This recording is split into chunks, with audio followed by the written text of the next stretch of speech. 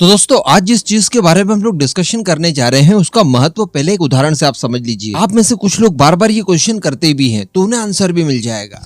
अक्सर कुछ लोग क्वेश्चन करते हैं कि ये कैसे डिसाइड किया जाता है। अक्सर मीडिया हाउसेस से खबरें निकल कर आती है कि पाकिस्तान अगले 15 दिन ही केवल अपने देश को चला पाएगा या केवल 30 दिन ही चला पाएगा या सप्ताह भर ही चला पाएगा।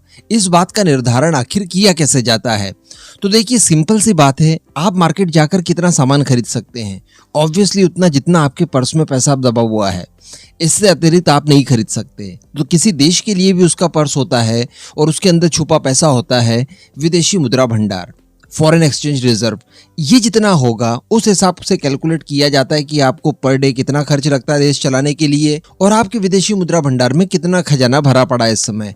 इस आधार पर कैलकुलेट करके बताया जाता है कि 1 महीना या 15 दिन या सप्ताह भर आपका देश आप चला सकते हैं। इसके बाद की व्यवस्था आपको अभी कर लेनी है, वरना फिर स्थितियां आउट ऑफ कंट्रोल हो जाएंगी। तो ये होता है इंपॉर्टेंस विदेशी मुद्रा भंडार का। अब भारत की अगर बात की जाए तो इस बार बहुत ही जबरदस्त कमाल हुआ है और एक ही सप्ताह में 12.8 बिलियन डॉलर्स यानी लगभग 13 बिलियन डॉलर्स आप मान लीजिए इसमें बढ़ोतरी हुई है। और ये भारत के पॉइंट ऑफ व्यू से और इस करंट सिनेरियो के हिसाब से बहुत बड़ी अचीवमेंट मानी जाएगी। इतना विदेशी मुद्रा भंडार केवल एक ही सप्ताह में भर जाना ये अपने आप में बहुत बड़ी बात है। चलिए आगे डिस्कशन करते हैं, पूरा हाल जानते हैं, कितनी बढ़ोतरी हुई है, पास्ट में कितना घटा है, क्या हुआ है मामला।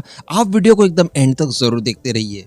दोस्तों अगर बात कीजिए 2021 की तो भारत ने विदेशी मुद्रा भंडार के मामले में एक स्वर्णिम ईरा देखा। और उस समय जिस हिसाब से भारत का विदेशी मुद्रा भंडार लगातार बढ़ रहा था, ऐसा लग रहा था कि हम लोग 1 ट्रिलियन डॉलर का आंकड़ा किसी भी समय छू सकते हैं और हमने रशिया तक को इस मामले में पिछाड़ दिया था। और भारत का जो ऑल टाइम हाई डाटा गया था वो था 645 बिलियन डॉलर्स। ये बहुत बड़ी रकम थी जो भारत के विदेशी मुद्रा भंडार में जमा हो गई थी। लेकिन उसके बाद फिर कई सारे क्राइसिस निकलकर सामने आते हैं, खासकर अगर बात की जाए रशिया यूक्रेन वॉर की। और इसके अलावा जिस हिसाब से डॉलर अपने आप में मजबूत हुआ, दुनिया भर की जो करेंसीज गिरी थी, इस वजह से भारत का विदेशी मुद्रा भंडार भी लगातार गिरता रहा। क्योंकि आरबीआई की तरफ से भारत की करेंसी रुपये को बचाने के लिए, उसकी वैल्यू बचाने के लिए लगातार मार्केट में पैसा उतारना पड़ा और वो पैसा विदेशी मुद्रा भंडार से ही लिया गया था। यानी भारत खुद अपनी करेंसी को इंटरनेशनल मार्केट से खरीद रहा था ताकि उसकी वैल्यू बढ़े और इसके लिए विदेशी मुद्रा भंडार को बड़े पैमाने पर यूज किया गया।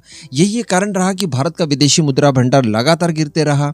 और इस समय की अगर बात की जाए तो 572 बिलियन डॉलर्स लगभग बचा हुआ है और इसके बाद भी लगातार उतार चढ़ाव चल रहा है। जबकि 2021 में लगातार बढ़ ही रहा था, किसी सप्ताह थोड़ा सा कम जरूर बढ़ता था लेकिन अल्टीमेटली बढ़ोतरी ही देखी जाती थी। अभी जो आरबीआई की तरफ से रिपोर्ट जारी की गई है जिसमें 17 मार्च 2023 को समाप्त हुए सप्ताह के दौरान 12.798 अरब डॉलर की बढ़ोतरी देखी गई। जी हाँ, तो लगभग 13 बिलियन डॉलर्स फिर से हमारा विदेशी मुद्रा भंडार बढ़ चुका है।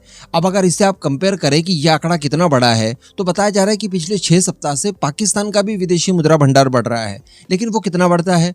2 करोड़ अमेरिकी डॉलर, 3 करोड़ अमेरिकी डॉलर और भारत का बिलियंस ऑफ डॉलर्स। तो फर्क आप साफ देख सकते हैं कि भारत की जो प्रगति है वो कितनी ज्यादा तेजी से हो रही है। ये जो आंकड़े हैं, इस तरह के आंकड़े चाइना, फ्रांस या फिर जापान, रशिया जैसे देशों के बराबर है। तो उसी श्रेणी में हम लोग आ चुके हैं। हालांकि अगर पिछले 3 सप्ताह की बात की जाए तो हमारा विदेशी मुद्रा भंडार न्यूनतम स्थिति तक भी जा पहुंचा था, क्योंकि इसमें लगातार गिरावट देखी जा रही थी और 560 बिलियन डॉलर इसमें बचे थे। लेकिन अब इतना जंप ले लिया गया है सीधे 13 बिलियन के आसपास, तो 572 बिलियन डॉलर्स फिर से हो चुका है। दरअसल आरबीआई की तरफ से जारी किए गए आंकड़ों को देखने के बाद पता चलता है कि जो भारत का फॉरेन करेंसी एसेट्स है वो बढ़ा है। इसी वजह से हमारा विदेशी मुद्रा भंडार बढ़ा है, जिसमें बढ़ोतरी देखी गई 10.485 अरब डॉलर की। और इसी के साथ साथ हमारा गोल्ड रिजर्व भी बढ़ा है जो कि 2.2 बिलियन डॉलर्स के आसपास बढ़ा। तो इस तरह से मिला जुलाकर लगभग 13 बिलियन डॉलर्स हो जाते हैं। तो कहने का मतलब भारत की इकोनॉमी को लेकर ये बहुत ही अच्छा साइन है। इसी तरह की प्रगति लगातार होती रहे, इसी बात पर वीडियो यहीं खत्म करेंगे।